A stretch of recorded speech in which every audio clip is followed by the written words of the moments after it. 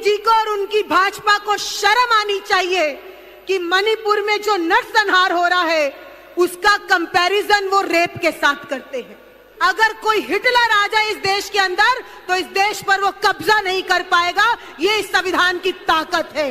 2024 के अंदर इंडिया के नेतृत्व में इंडिया के अंदर एक सरकार बनने जाए जो भाजपा का मुंह तोड़ जवाब बनकर निकले कि अभी तो सिर्फ परिंदे शुमार करना है, अभी तो सिर्फ परिंदे शुमार करना है, हम सब जानते हैं किसका शिकार करना है। अभी तो सिर्फ परिंदे शुमार करना है, हम सब जानते हैं किसका शिकार करना है।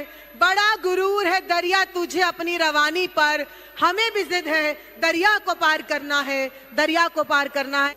जब तक तो गुजरात तक मोदी जी सीमित थे तब तक किसी को पता नहीं चल रहा था कि गुजरात के क्या हाल है।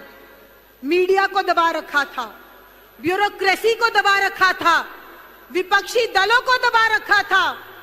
फिर जब वो प्रधानमंत्री बने तो उनको लगा कि गुजरात का मॉडल इंडिया के ऊपर हावी करेंगे, लेकिन इंडिया वालों ने दिखा दिया और इंडिया आज जहां पर आकर खड़ा है भाजपा के पास बोलने के लिए कुछ नहीं है। अगर आंख से आंख दिखाकर इस देश के अंदर कोई बीजेपी से या मोदी जी से सवाल कर रहा है तो सिर्फ और सिर्फ हमारे नेता राहुल गांधी कर रहे हैं। भाजपा शासित राज्यों में बेटियों को कलंकित किया जाता है, पीड़िताओं को बदनाम किया जाता है, लेकिन कांग्रेस शासित राज्यों में ऐसा कभी सरकार नहीं करती है। हाथरस में जो हुआ इंस्टीट्यूशनल किलिंग कहते हैं उसको, कठुआ में जो हुआ, उन्नाव में जो हुआ, इन सब हादसों में भाजपा सरकार पीड़िता को नहीं बल्कि बलात्कारी को बचाने में लग जाती है, लेकिन राजस्थान या अन्य किसी भी कांग्रेस शासित राज्य में ऐसा नहीं होता है। और खासकर भाजपा सरकार का जो राज्य है उसके अंदर बेटी का जन्म होना, बेटी होना पाप है, और अगर आप दलित की बेटी हैं या आदिवासी की बेटी हैं तो वो महापाप है। ये हालात बीजेपी ने अपने राज्यों में बेटियों के कर दिए। 87,000 लोगों ने इस साल के इस जून तक 87,000 लोगों ने भारत की नागरिकता छोड़ दी।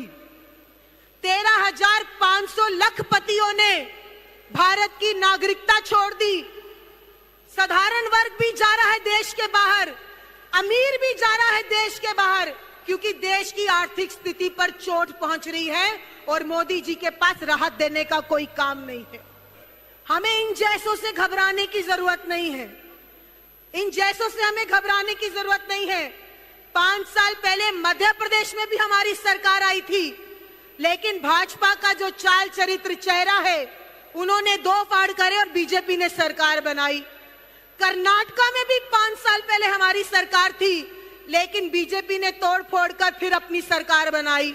लेकिन कर्नाटका का जो इस बार का मैंडेट है उसने एक तमाचा मारा है भाजपा के लोगों के ऊपर और इस विभाजनकारी राजनीति के खिलाफ। इस देश के अंदर ये होने नहीं देंगे।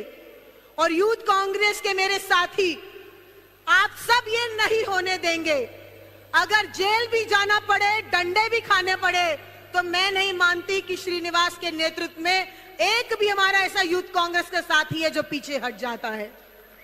अगर सबसे ज्यादा केस चल रहे हैं तो हमारे यूथ कांग्रेस के साथियों में चल रहे हैं जो रोज कोर्टों की सुनवाई के लिए जाते हैं। ये कहां, ये किसके अंदर ये जोश होता है?